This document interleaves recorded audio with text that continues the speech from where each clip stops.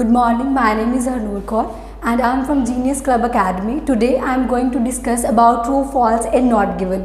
Majority of knowledge seekers find difficulty to find out true, false and not given. The first one is true. True means the information given in the passage is correct. मतलब जो information हमें passage में दी है, जो question में की है, वो रिजेंबल करती है, so that will be true. False means the contradiction between the information given in the passage and the question. And the last one is not given. Not given मतलब no, there is no information in the passage related to the question. So there are some tricks that will be helpful for you to find out that how to sort out the problem regarding the true, false and not given. The first one is spend time on reading and then come to result. सबसे पहले हमें main focus हमारा ये है कि हमें सब पे अच्छे से रीड करना है पैसेज कि क्वेश्चन की लोकेशन कहाँ पे है. You just have to understand the meaning of the passage कि मीनिंग क्या दिया गया है. Second one is don't match keyword, match the meaning. I think this is the problem of everyone nowadays. They are just seeking the keywords. With the help of keywords, I don't think so we can find suitable answers. So definitely we have to match the meaning, what they are asking, what we have to look for. And the third one is be, very important. Be careful of some trap words. These are some all about less, maximum, minimum and never, only. These are the words that totally change our statement. So whenever these type of words are available in your statement will be false. So I don't think so we have to ignore these type of words. Next one is always read the next question, so that if you don't find the first one then we must know where to go, because answers always come in an order. True false के answer always एक order में ही आते हैं. तो लगता है कि हमें अगर एक फर्स्ट वाला नहीं मिल रहा तो डेफिनेटली अगर हमारा ए में फर्स्ट आंसर है तो बी में सेकेंड वाला आंसर होगा. Next one, ignore anything you already know about the topic and make assumptions based on your text only.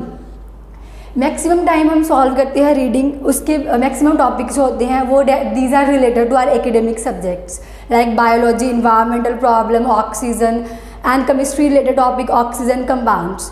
So I don't think so we have to make our own guess. We have to just mark the answer based on our text only.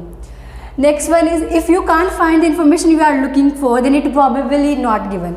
Sometime हमें कोई answer नहीं मिलता, like first वाला true false है, हमें first वाला नहीं मिल रहा, हमारे पैसेज में गिवन है, वो हमें मिल नहीं रहा तो उसको स्किप कर दो, वो नॉट गिवन भी हो सकता है. If we are just spending too much time on one question so definitely we skip all others.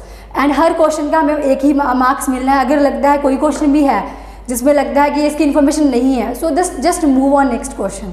And वो नॉट गिवन हो सकता है, ज़्यादातर चांसेस हैं कि वो क्वेश्चन आपको नॉट गिवन ही होगा. Next one, there will be at least one of all three answers. Like आप ट्रू फॉल्स मार्क कर रहे हो, देयर आर 5 ट्रू फॉल्स. अगर 5 ट्रू फॉल्स हैं, अगर लगता है आपको जस्ट असम्पशंस अपना गेस वर्क ही लगाना है तो जस्ट ट्रू लगाओ सभी का कि एटलीस्ट आपका 5 में से 1 या 2 ट्रू फॉल्स आपके सही होंगे बिकॉज ट्रू फॉल्स और नॉट गिवन में से एक आंसर जो है आपका राइट होगा ही होगा.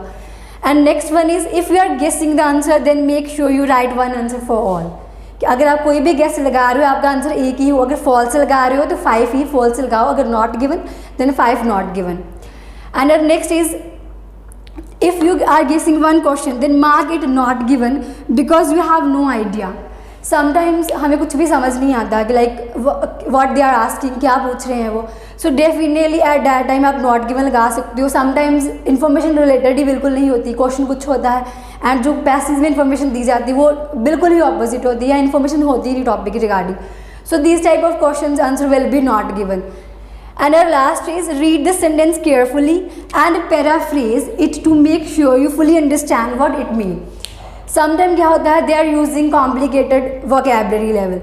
So definitely हमारा इतना लेवल नहीं होता vocabulary का कि एक particular word हम समझे. Sometimes ऐसा होता है तो आपको क्या करना है, सबसे पहले अपने अच्छे से अपने जो आपको समझ आती है अपने वर्ड्स में उसको पैराफ्रेज करो so that you can get the idea about what they are asking, वो किसकी बात कर रहे हैं.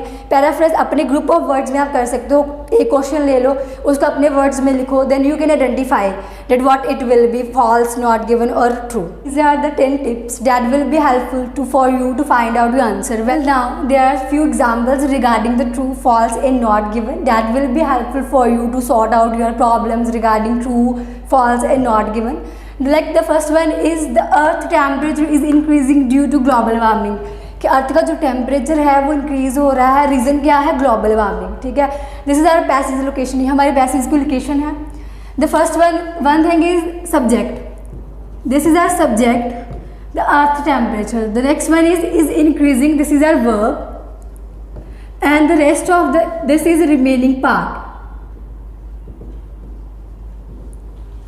फर्स्टली हमें इसमें ये 3 चीज़ें मिलती हैं जिसमें आप ये डिवाइड हुआ है आपका location, passive location.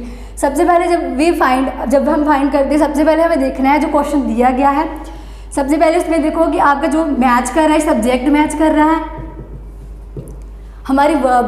The higher temperature of the earth was due to global warming, मतलब उन्होंने भी यही चीज़ बोली है कि इंक्रीज हो रही है due to global warming, and इन्होंने भी ये सेम चीज़ बोली है the higher temperature of earth was due to the global warming, कि global warming is the only reason कि हायर टेम्परेचर हो रहा है। So subject is okay, subject भी सेम है, वर्ब भी सेम है, एंड रिमेनिंग पार्ट भी सेम है। And whenever you find true false में सब्जेक्ट सेम है, वर्ब सेम है, रिमेनिंग पार्ट सेम है, तो definitely answer will be true. जब भी आप देखो कि जहाँ पे आपका सब्जेक्ट सेम है, वर्ब सेम है, remaining part of the sentence same है, तो डेफिनेटली आपका जो क्वेश्चन होगा वो ट्रू होगा। The next one is false. False means the contradiction between the information given in the passage and your question. Like passage location, the earth temperature is increasing due to the global warming. फिर उन्होंने यही बोला है कि like earth का temperature increase हो रहा है, रीजन क्या है, ग्लोबल वार्मिंग। सबसे पहले सब्जेक्ट में डिवाइड करना है इसको, फिर आपने वर्ब में, देन रिमेनिंग पार्ट में। फिर उन्होंने लाइक क्वेश्चन में दिया है the higher temperature of the earth was not due to global warming. Sentences resemble with each other, only उन्होंने यहाँ पे वाज नॉट लगा दिया। वो कहते हैं कि वो due to global warming increase हो रहा है, ये कहते हैं कि नहीं, वो ग्लोबल वार्मिंग की वजह से इंक्रीज नहीं हो रहा। सो डेफिनेटली आपका सब्जेक्ट भी सेम है, वर्ब भी सेम है, जस्ट आपका रिमेनिंग पार्ट सेम नहीं है। जब भी आपको लगे कि आपका सब्जेक्ट सेम नहीं करता, रिजेंबल नहीं करता, आपका वर्ब सब्जेक्ट रिजेंबल करता है, वर्ब रिजेंबल करती है, रिमेनिंग पार्ट रिजेंबल नहीं करता, तो आपका वो फॉल्स होगा। So this is a trick that you can use to find out your answer false, whether it is a false, whether it is a true. अगर subject, verb, remaining part all 3 are same, resemble with each other, your answer will be true.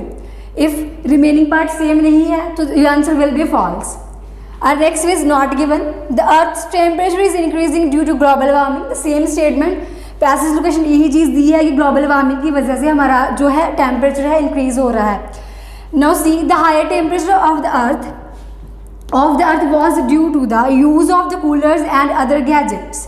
It means only our subject is same. Subject सिर्फ same है, rest of verb भी same ना हो, and आपका remaining part भी same ना हो, your answer will be not given. Subject सिर्फ सेम हो, वर्ब भी ना हो, एंड योर रिमेनिंग पार्ट भी सेम ना हो, that will be not given. क्योंकि उन्होंने सिर्फ हमारा सब्जेक्ट सेम दिया है कि earth temperature, the higher temperature, यहाँ पे भी टेम्परेचर की बात की है।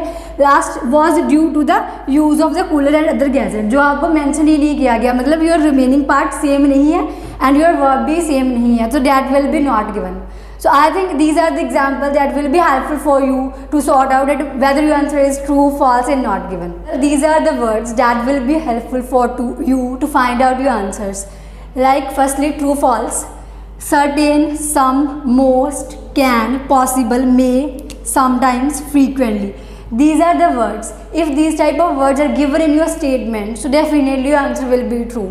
These are the only words that will helpful you to find out your answer true. Next one is false. False means there is a contradiction between the information given in the passage and your question.